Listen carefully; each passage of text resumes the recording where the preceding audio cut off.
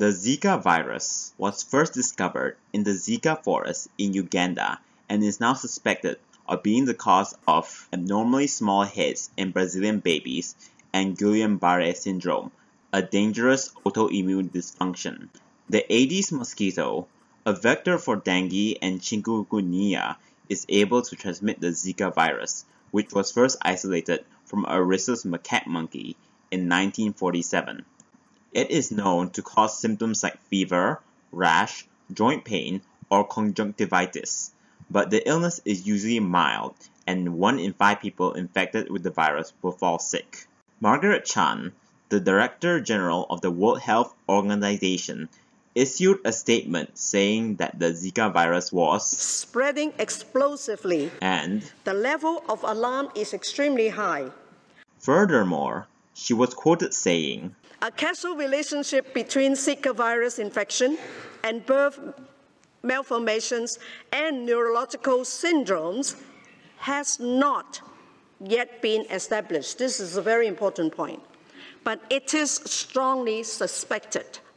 As such, there isn't much evidence pointing to babies having small heads, a condition called microcephaly, and the Zika virus.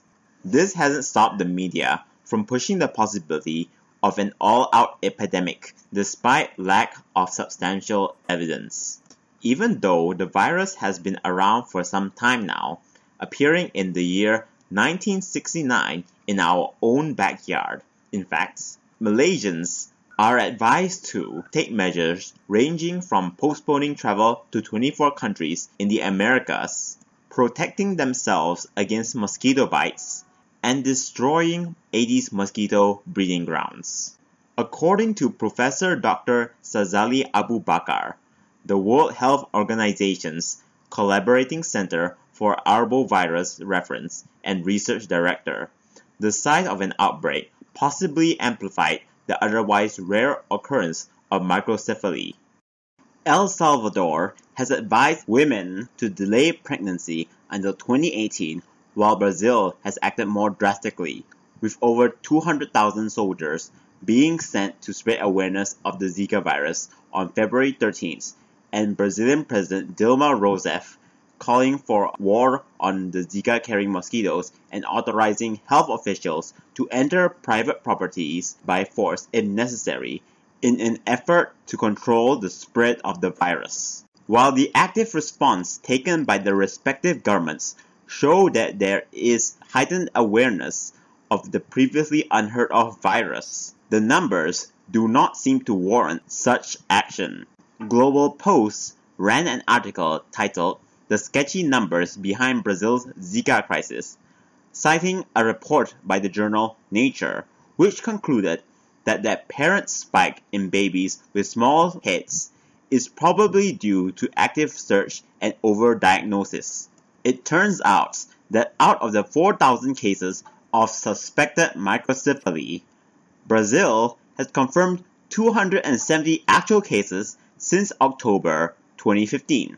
A bulletin from Brazil's health ministry states that only 6 of the country's reported cases of microcephaly are related to the Zika virus. Furthermore, 462 of the suspected microcephaly cases have been discarded, so cases are being discarded at almost twice the rate they're being confirmed. The article closes with this sentence: "There is not enough accurate data yet to show that there is something the global public, or specifically expecting mothers in Latin America, should be panicking about."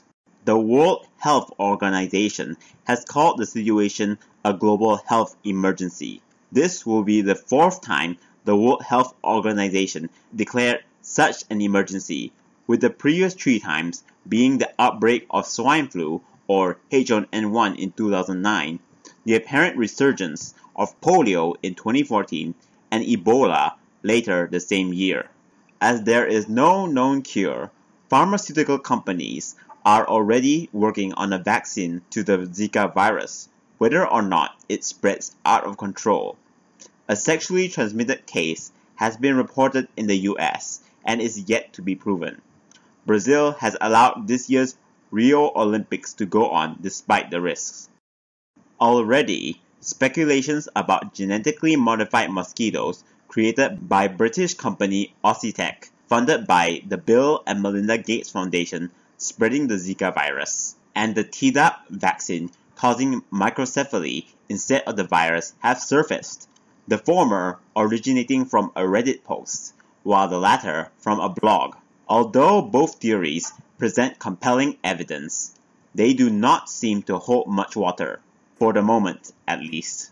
The conspiratorial side of the argument also raises the question of the ownership of the Zika virus, with what appears to be a patent of the Zika virus from ATCC, a company that touted itself as the premier global biological materials resource and standards organization.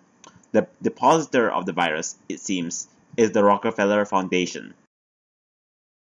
With so much hype surrounding the Zika virus, the recent swine flu cases in Russia barely get any media coverage. If we ever learn anything after all the buzz over the Zika virus has died down, it has to be the fact that the media would go out of their way to make a big fuss over something so small that it has to be viewed under an electron microscope. Augustine Tan, The Merdeka Report. This video is licensed under Creative Commons. You are allowed to download and distribute this video for commercial or non-commercial purposes. Merdeka! Merdeka! Merdeka!